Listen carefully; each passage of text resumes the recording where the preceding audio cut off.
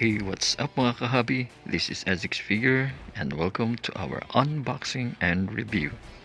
This video is going to be a special one because I'm going to unbox a scale figure. And it's going to be more exciting because this is the first time I'm going to have a giveaway item for free. So stay with me before the end of the video so you would know the mechanics on how to join the giveaway.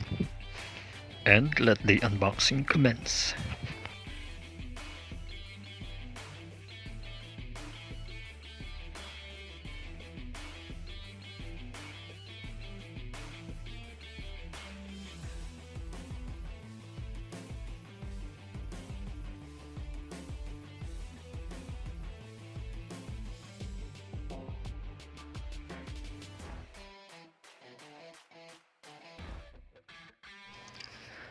Ladies and gentlemen, this is MIKASA ACKERMAN 1/8 scale figure by ARTFX J. I love the way they presented the box. It's super cool and it has a strong presence at first glance. It's like you wanna dive into it, grab hold of it, and the feeling of thrill and excitement is really super strong. The artistry and color scheme of the box is very commendable. It really has the Attack on Titan feel anime. Obviously, the box has a window where we can see Mikasa in a suspended animation. Now let's have a quick overview of the entire box.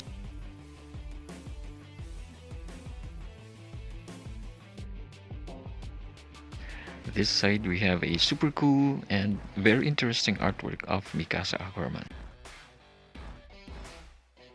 Moving on, we have here some details of the figure itself and what we would expect to see. And judging by these pictures, guys, I can definitely see that we have a very intricate and highly detailed action figure sculpted by Taketo Ogasawara.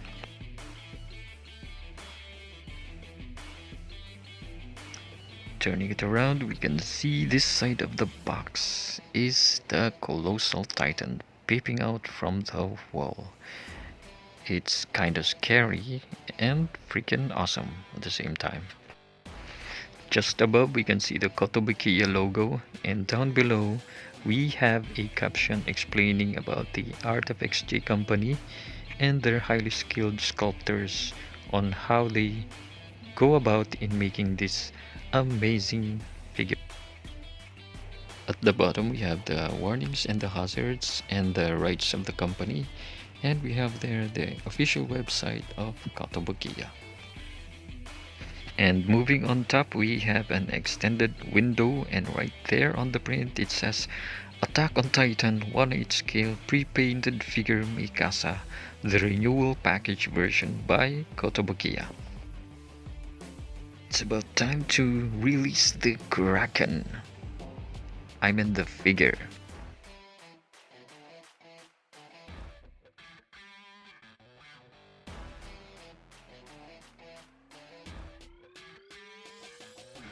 The clamshell is, I think, in my own opinion, one of the best way to eliminate the dilemma of what if our figures got broken or damaged while on transit. For me, it's just way better. I hope you get my side of the story, try to analyze it yourself, and the extra plastic covering on the figure itself is a great idea for added protection. So overall, the packaging of this product is excellent. They totally nailed it, so good job for Kotobukiya for making our figures safe and secure.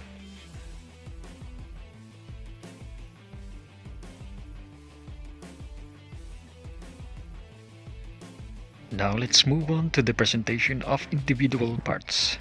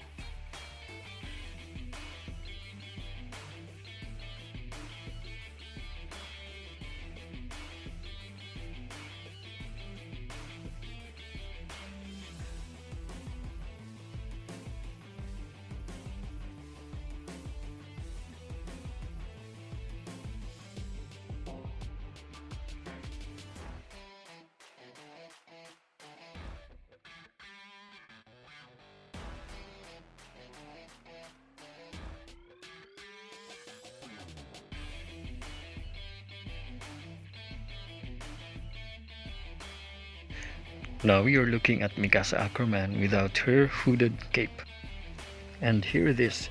Putting her all together is not that easy, and I think I'm going to make a separate video on how to set her up because the assembly took me a lot of time, and you need to be very extra careful of some parts that are very delicate, and the consideration of not to break them is immensely high.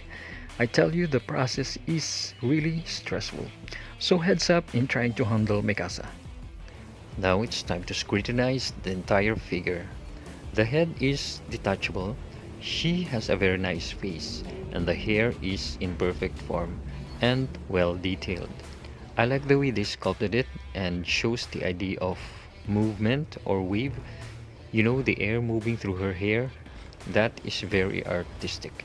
When it comes to her face, yes, I know they copied it precisely, but to me it's just lacking emotion, and I think it doesn't match by the way her body is trying to convey. I hope you are getting my point here. You see, Mikasa is high above the tree, maneuvering, swinging her sword in pursuit of something or trying to kill a titan. And her face is just way too relaxed and innocent looking. If we are to take a look at Aaron's and Levi's statue of the same brand or maker, it's so much better when it comes to their facial expression. I don't know if it's just me, but that's just my thought. I hope they did some adjustment on that part. Make her look fierce, I think. Now let's compare Mikasa's facial skin tone to her hand. They are of different tonal values, and that's another thing I want to point out. Mikasa's face is way too pampered of getting that onion skin, but she still looks beautiful on the safer side.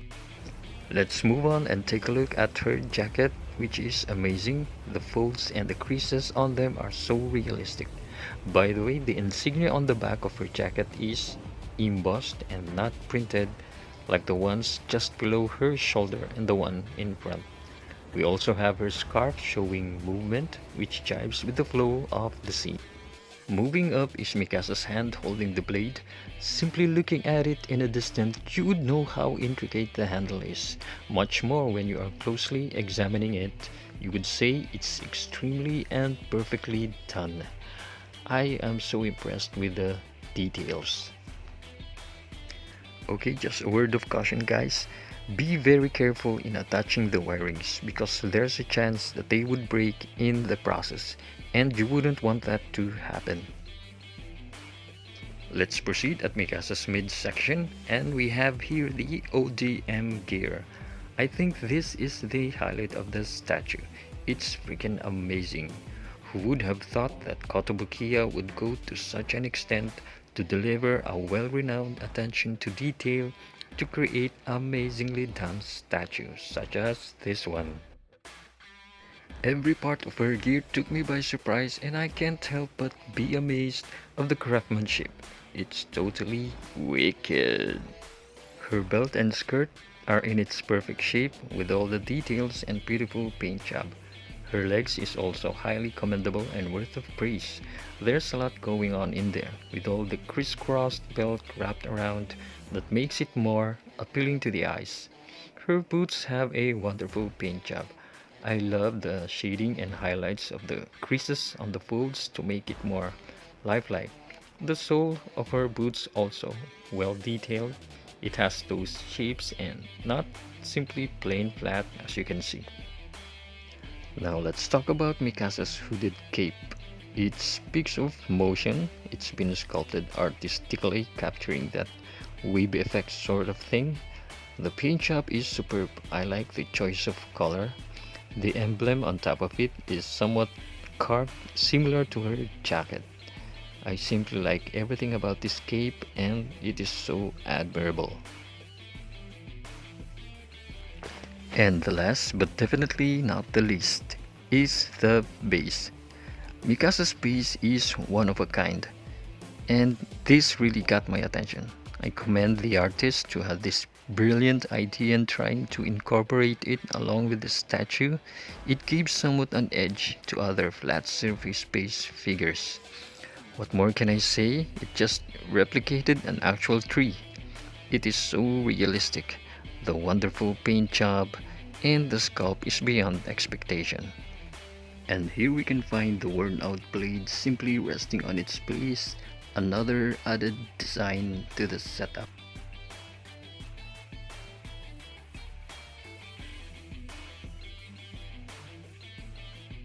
And just underneath the base is where we can find the markings.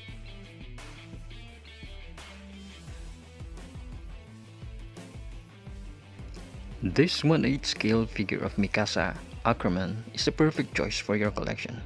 I hope this review will help you decide on that, especially if you are a fan of the series. I would definitely buy Aaron and Levi to complete the set, so stay tuned. I'll be very happy to share them with you once I acquire them.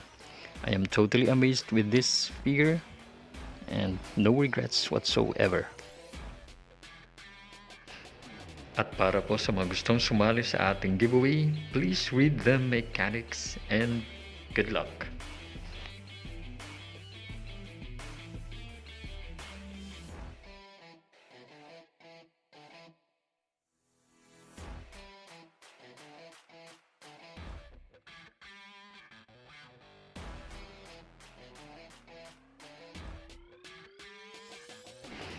Please don't forget to like and subscribe to my YouTube channel.